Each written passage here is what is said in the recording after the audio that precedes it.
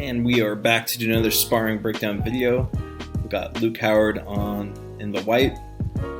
Luke is a brown belt Brazilian Jiu-Jitsu, black belt Judo. Nico's been doing Nogi for about 6 months.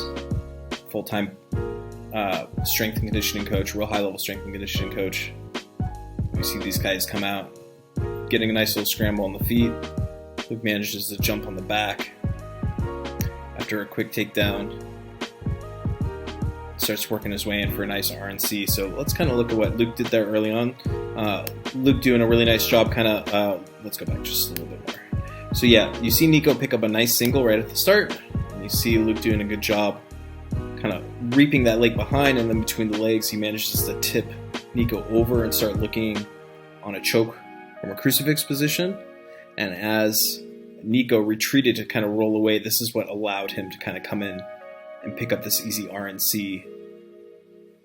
So yeah, we get a really nice transition right off the start. We see these guys go a couple more times. Again, Luke's got a lot more grappling experience than Nico, but Nico's doing a good job. Nico coming out this time, looking to fight hands, trying to manage his distance a little better. A little bit more caution out of Nico this time because he just got countered on his last throw, but manages to come in for the single.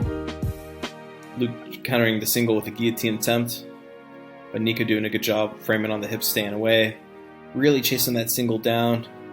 And again, Nico finds himself in the crucifix, but this time he manages to turn in on Luke. So he didn't make the same mistake twice there and expose himself on the crucifix again, but Luke manages to pummel for a triangle. Seeing Luke kind of work his way in here. Switching his leg position. And looking to attack the wrist. These guys are dangerously running out of space though. Pretty sure I moved them here. I just don't want Luke to hit his head on the wall. Yeah, these guys are just going to do a quick reset. Let's see the action continue. So again, off the triangle. You see Nico doing a good job defending, making some good angles here. He manages to slip his head, but Luke manages to sweep with Omoplata and make his way on top. Again, Luke doing a great job controlling the arm here, moving into side control. From here, Luke manages to lock his anaconda. And he's got that butterfly hook in to kind of flip Nico back over, and he switches back to the guillotine to get the finish. Really nice transition from Luke here. Luke's got awesome front headlock chokes. We'll kind of take a look back here again at what kind of transpired there. So we see Luke lose the Omoplata position, so he's still pinning here in side control, and then as he turns in, you see Luke start to lock his hands together. And here you can kind of see his grip starting to cut under. So for Luke to have the anaconda choke, he needs to make sure he gets his hand nice and deep to his bicep. As he works that hand to the bicep, it's going to allow him to come in or to start threatening the choke. And we see Luke do something really nice here, and it's more with his legs. So you can see Luke already pummeling in this butterfly hook. This butterfly hook is going to be a really big part of what allowed him to come back over. So Luke's already got his choke pretty much set, but he's going to use this butterfly hook to flip Nico back over. And that's what's going to allow him to maintain good positioning and stay on top here. So yeah, this little sweep action come on top was really great, and you see Luke switch back to the guillotine. So he threatened initially with that anaconda and decided to switch back to the guillotine. I think his grip wasn't quite where he wanted it, so this made for a nice transition here. And Luke managed to get the tap. Good job from Nico. You know, Luke's just kind of putting it on him today. He's got a lot of experience and he's got some size on him. But Nico doing a great job for how much experience he's got. See these guys come out again, hand fighting, and you see Nico's posture is getting a little high, whereas Luke's doing a good job keeping his stance. Nico really fighting for that collar tie, and Luke kind of baiting him into coming up taller. Again, he tries to come in on a body lock, but this is going to load Luke's Uchimata, and Luke manages to float that over, starting threatening to go into the mount. Nico manages to pummel back for his half guard, but Luke manages to pick up his Kimura.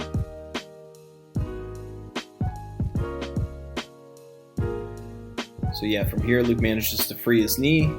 It's just to roll out on his Kimura and push into Nico. Come back into top position. Steps over the head. We're going to see him kick that leg away here and try to fit in for his arm lock.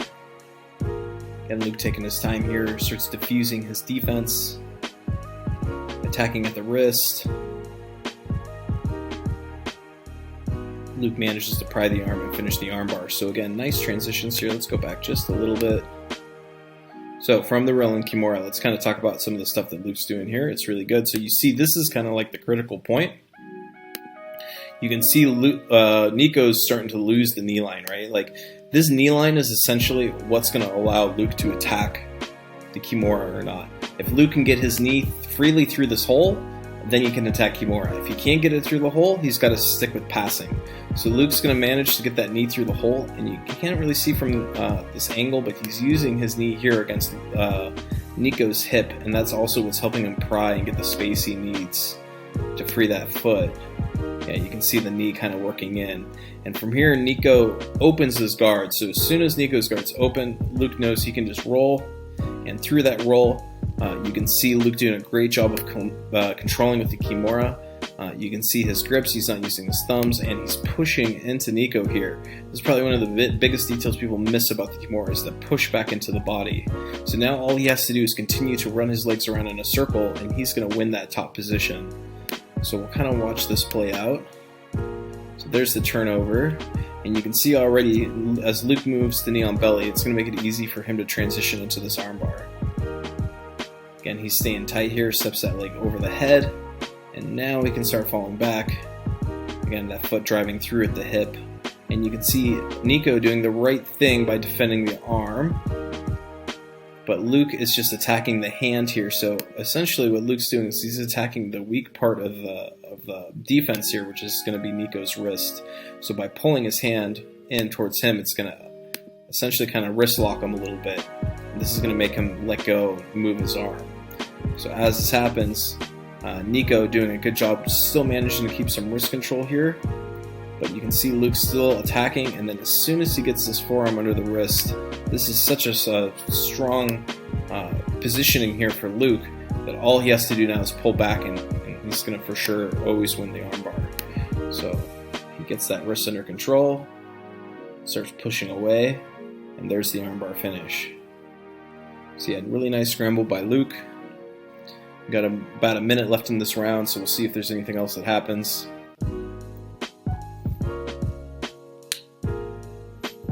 See these guys square off one more time. Nico asking me some questions about the Kimura and stuff.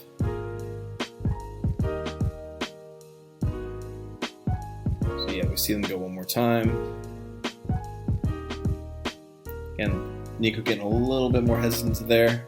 He's been thrown a couple times now, so he's probably being a bit more cautious. But still doing a good job. Trying to snap, change levels. Luke shoots in for a real nice single and takes down Nico. Again, Nico needs to improve his hand positioning here, bringing his hands to the inside. Something that would really help him in this situation. Better hand positioning.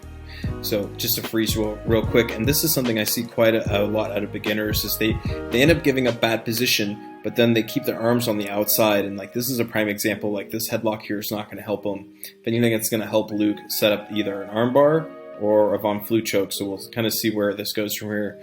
So Nico, if you're watching, ideally you want this arm underneath Luke's chin instead of reaching around the head. And that's really going to help you improve your positioning so you can create more space and start to get out. So we'll kind of see what happens here. So yeah, Luke's still wrapping the head. Nico trying to get his guard back, keeping control of the head here.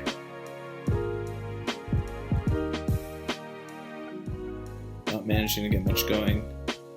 Yeah, so see that's where it eventually hurt, and let's go back just a couple seconds. So yeah, you see him let go of the head, but now Luke's head positioning changed and helped set up the arm triangle choke. So this prime example of like leaving your arms on the outside will lead to bad things, right? So you see Luke pummel his hand underneath, go palm to palm. Let's see if he gets the choke. Again, Luke raising his level here, trying to get that shoulder underneath, or his shoulder underneath Nico's armpit. He does a good job moving to side control and finishing the choke. So yeah, we'll look at that just one more time here. So again, like that hand positioning is essentially what hurt Nico in the end.